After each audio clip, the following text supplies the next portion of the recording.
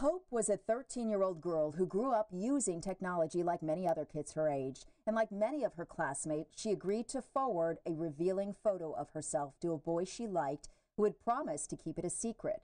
When another girl borrowed the boy's phone and found the image, she forwarded it to some other students. It only took a day for the nude photo of Hope to go from a small circle of friends to the entire school and then to students at other schools. In addition to being embarrassed, Hope was taunted and bullied by her peers who called her horrible names online and in person. She then received ruthless attacks on social media from complete strangers. Devastated and distraught, Hope wrote in her journal, "People are talking about me behind my back and I hate it. They call me terrible names and think I am such a skank. I haven't even kissed a boy. Why can't people just leave me alone? My life is over. So many people hate me." School authorities found out about the nude photo at the end of the school year and suspended Hope for the first week of 8th grade. The summer break would give her time to recover from the incident and reflect on the lessons she learned. When school resumed in the fall, she returned with a new outlook, optimistic life would go back to normal. But shortly after she was back at school, a counselor observed cuts on Hope's legs and asked her to sign a no-harm contract. Hope agreed to tell an adult if she felt inclined to hurt herself. Unfortunately, it was too late. Within the first few days of the school year, it was clear Hope couldn't escape the bullying. Once again, she turned to her journal. "I'm done. I can't go back and face everyone again. I want to try and strangle myself. I just hope it works." Unfortunately, Hope succeeded, leaving behind a legacy of pain, hurt, and people haunted by the devastating things they did and said to her. Hope's story is just one among thousands of teens that commit suicide due to cyberbullying. Teen suicide continues to increase and is now one of the top 3 leading causes of death for teenagers 15 to 19 years old. Easy access to the internet has led to an increase in cyberbullying, statistically making it more prevalent and more dangerous today than ever. There is no escaping cyberbullying and the damage it causes. With more than 80% of teens owning their own device and nearly 95% having their own cell phone, texting and social media posting has become a part of daily life. On average, teenagers send between 60 to 100 text messages a day, and they are connected and using a mobile device or computer for more than 12 hours a day. Nearly 50% of teens surveyed admit that they have been cyberbullied or involved in cyberbullying, but we expect this statistic is actually much higher.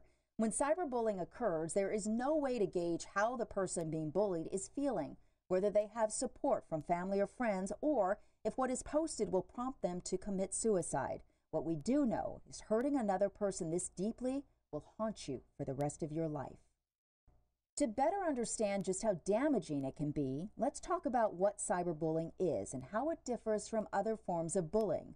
Under most laws, bullying is referred to as harassment and threatening or intimidating another person. Cyberbullying is the use of technology to harass, threaten, embarrass, or target another person. In relation to cyberbullying, harassment is defined as conduct directed at a specific person that would cause a reasonable person to be seriously alarmed, annoyed, or harassed. The 2 most common types of cyberbullying include direct attacks, messages sent directly, and cyberbullying by proxy, using others to help cyberbully the victim, either with or without the accomplice knowing. This is most often accomplished through social media. In the eyes of the law, if there is a victim and you are involved in the harassment, even as a bystander, you could be in trouble in the eyes of the law.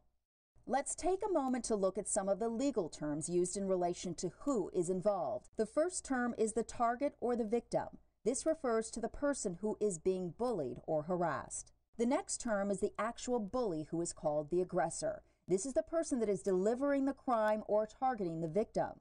The bully is trying to forcefully shift or gain power and maintain the power position. The bully can do this by themselves or with co-conspirators, proxies, who can then also be legally responsible.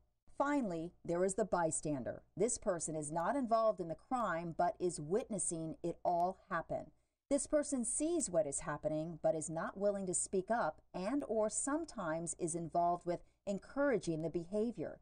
It is important to keep in mind that bystanders, if identified, can be just as liable, legally responsible, as the bullies themselves. This is especially true if the bystander starts to weigh in or comment online at any time during the bullying. Once the bystander participates in the bullying, that person becomes a bully under the eyes of the law. The target or victim, bully, and the bystander can be anyone at school or at home. For example, in an educational setting, bullying might involve two students, a teacher and a student, or a parent and a student. In any of these situations, either party can be considered the aggressor or bully and the target or victim. You can see even adults that join in posting hurtful or negative remarks can be considered cyberbullies and can be prosecuted under the law. People who witness the events and say nothing to stop the situation would be considered the bystanders. Cyberbullying is repetitive, intense, hurtful, and purposefully damaging. It is also trackable and therefore important to keep in mind that everything done online is public and permanent. Don't think you can't or won't get caught. Once law enforcement gets involved, there is no such thing as an anonymous cyberbully. With the right investigation software, tools, and techniques, everything, even apps or sites that claim they are anonymous, can be accessed and the cyberbully can be identified. So what does cyberbullying really look like? We all know cyberbullying can occur in many digital forms, including but not limited to texts, photos, and videos. It can happen by sending a mean email or instant message to someone, posting rude things about someone on a website, repeatedly texting someone to the point of harassment, directly threatening or intimidating someone online or in a text, or making fun of someone in an online chat. Cyberbullying can be accomplished by impersonating someone online through a fake online profile or stealing a private password and logging into someone's personal account. Additionally, starting rumors or spreading gossip online can be considered cyberbullying. Here are some other common forms of cyberbullying. Flaming. Online fights, usually through emails, instant messaging, or chat rooms where angry and rude comments are exchanged.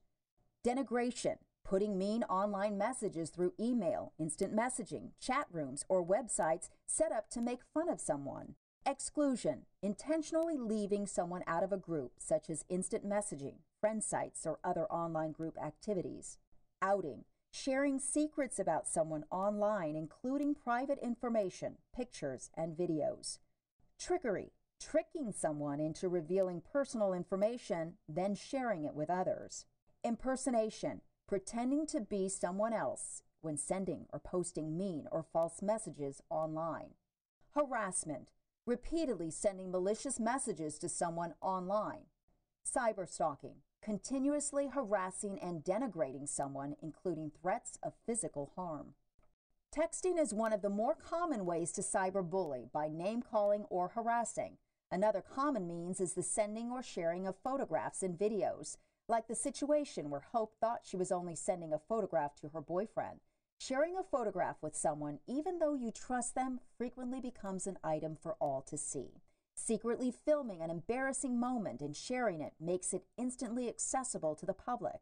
Remember, once an image or message is sent into the digital world, you have lost the ability to stop it or control who is able to view it. The image is now public and permanent.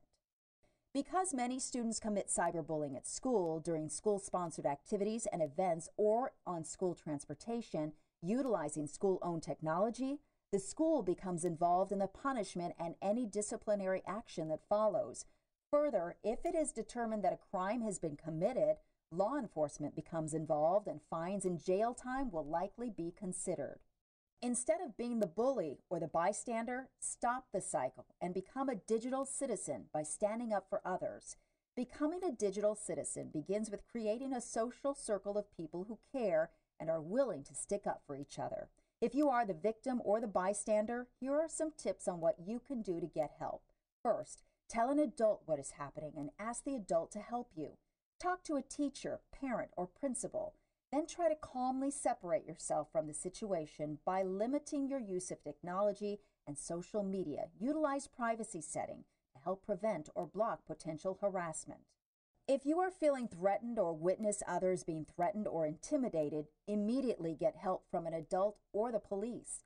Be sure to reach out for help from adults, especially when threats or weapons are involved. If there are threats or serious physical injury, threats of hate-motivated violence, or someone is hurting themselves or talking about hurting themselves because of cyberbullying, you must do something about it. Oftentimes, it is hard to speak up and reach out for help, especially when you are the witness or bystander. However, when serious threats are made, it is imperative that you are brave and stand up for yourself and for others, as this can help save a life.